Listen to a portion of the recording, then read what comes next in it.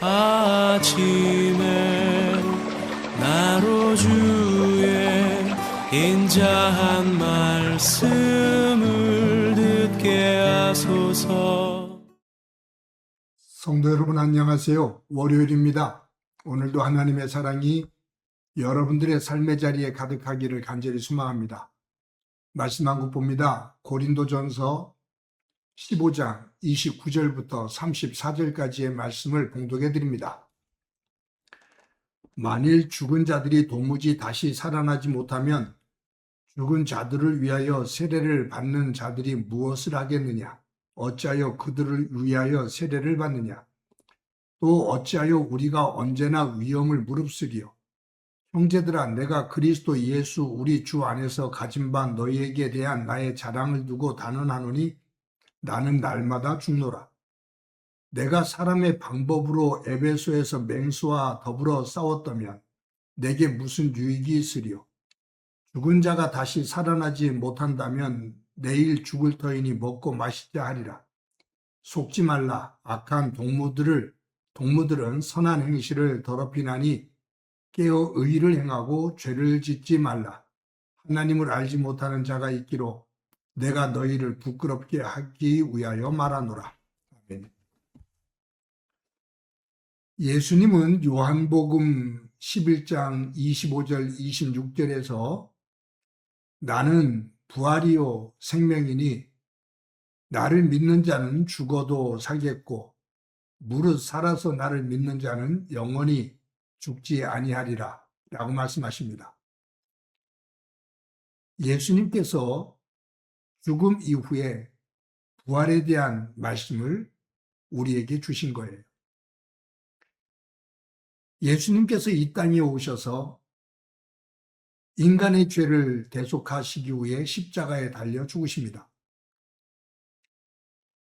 죽으심만이 아니라 하나님 아버지께서 그 예수님을 부활시키심으로 죽음의 권세를 깨고 죄의 값인 사망을 넘어 예수님 안에서 새로운 생명, 부활의 생명으로 세우셔서 하나님의 나라를 주십니다.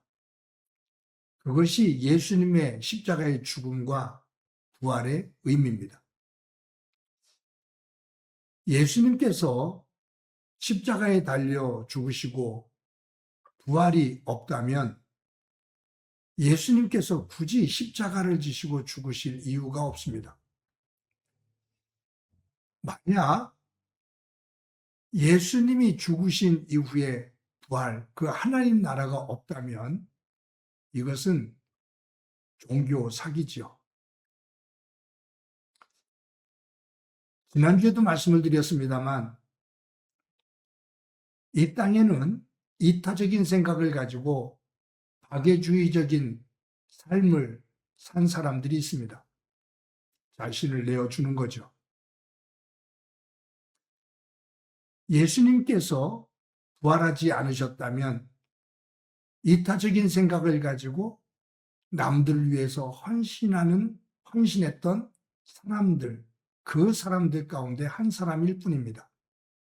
근데 예수님은 그냥 섬기는 삶으로 끝난 것이 아니라 하나님 아버지를 통해서 그 죽음 이후, 죄를 씻김받고 그 죽은 이후 하나님 나라, 그 나라의 부활된 몸으로 그 나라 백성이 되어짐을 우리에게 약속하셨습니다.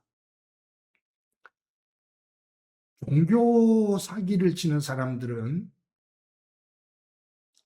자신들의 생명을 잃으면서까지 종교 사기 치는 사람은 없어요. 종교 사기를 쳐서 자기가 사는 동안 더 많은 것들을 얻고 누리기 위해서 종교 사기를 치죠.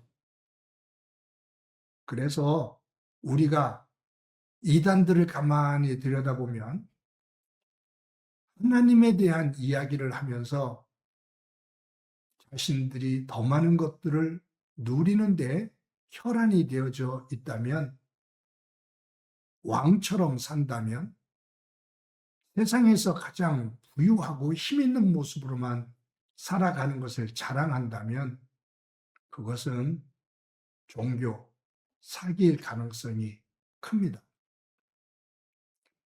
예수님은 하나님의 아들이시면서 하늘 보좌에서 내려오셔서 죽기까지 낮아지셨습니다. 하나님의 아들의 신분을 버리시고 인간의 몸을 입고 이 땅에 오셔서 죽기까지 낮아지셨다 그 말이에요.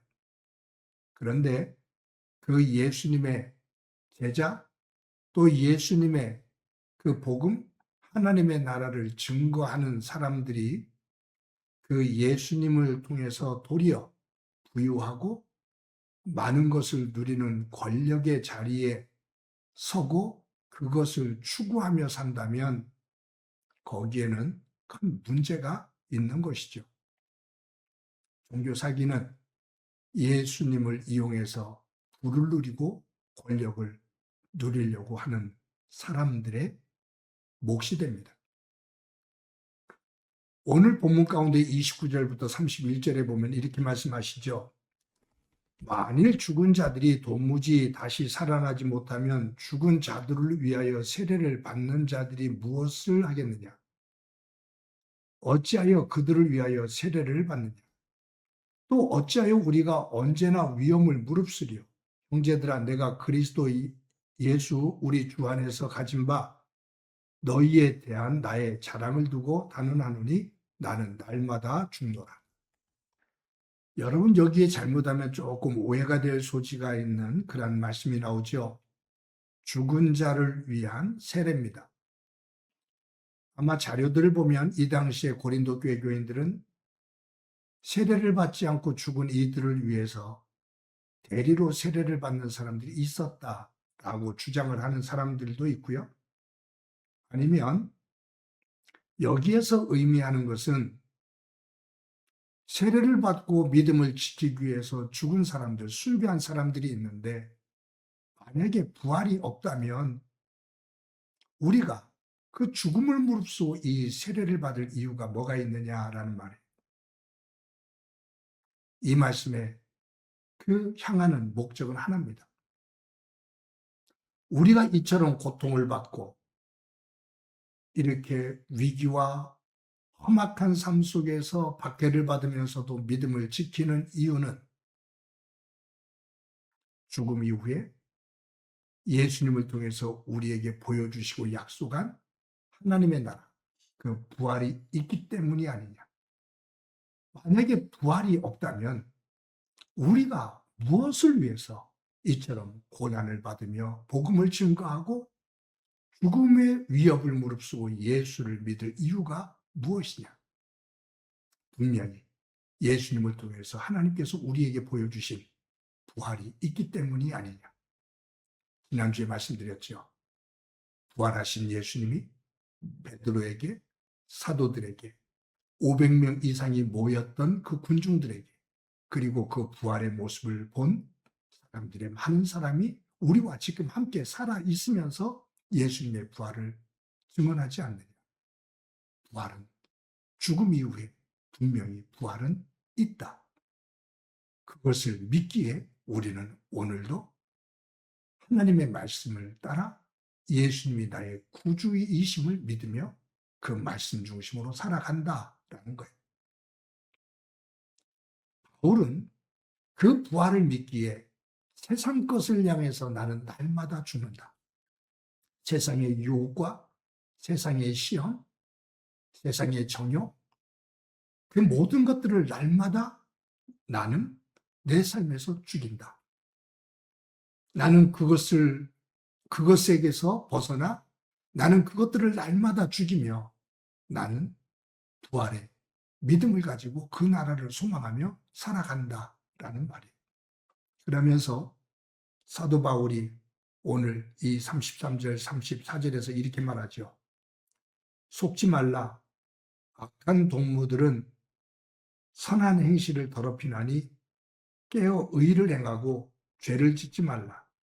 하나님을 알지 못하는 자가 있기로 내가 너희를 부끄럽게 하기 위하여 말하노라. 속지 말라라고 말합니다. 이 말은 고린도 교회 안에 부활이 없다라고, 예수님을 믿는다고 말하면서도 부활이 없다라고, 예수님을 통해서 얻는 것은 이 생의 것이라고 말하며 부활을 부인하는 자들이 있다. 그러면서 예수를 믿어서 이 땅의 것을 추구하면서 이 땅의 것이 다라고 말하는 사람들이 있다. 속지 마라. 그리고 세상 것을 중심으로 악을 행하는 그들을 닮아가지 마라. 그러면서 깨어 의를 행하고 죄를 짓지 마라 라고 말합니다. 깨어 의를 행하라. 영적으로 깨어 악을 행하지 말고 하나님의 말씀을 따라 의를 행하며 믿음의 길을 걸어가라. 왜냐하면 분명히 죽음 너머에 하나님의 심판이 있고 영원한 부활이 있기 때문이다 라고 바울을 통해 하나님은 우리에게 말씀하고 계십니다. 성도 여러분, 저와 여러분이 살아가는 인생은 성경에서 들풀에 비유합니다. 안개에 비유합니다. 나그네에 비유합니다. 즉 순간입니다. 그 순간이 지나면 하나님께서 예비해 두신 영원한 나라, 하나님의 나라, 그리고 그 나라의 부활이 있다는 것을 우리에게 예수님을 통해서 말씀하셨고 보여주셨는데, 오늘도 부활의 믿음을 가지고 하나님 나라 백성답게 살아가는 소중한 날이 되기를 소망합니다. 한번 기도합니다. 하나님 아버지, 오늘도 저희에게 허락해 주신 소중한 한 날, 믿음의 사람으로 살아갈 때 하나님의 자녀답게, 하나님 나라 백성답게, 또 죽음 너머에 부활이 있음을 믿는 부활의 신앙을 가지고 살아가는 사람답게 하나님 안에서 깨어 의를 행하며 살아갈 수 있도록 은총 베풀어 주옵소서. 오늘도 성령님 안에서 우리를 꼭 붙잡아 인도해 주시기를 소망하며 예수님의 이름으로 기도드립니다. 아멘.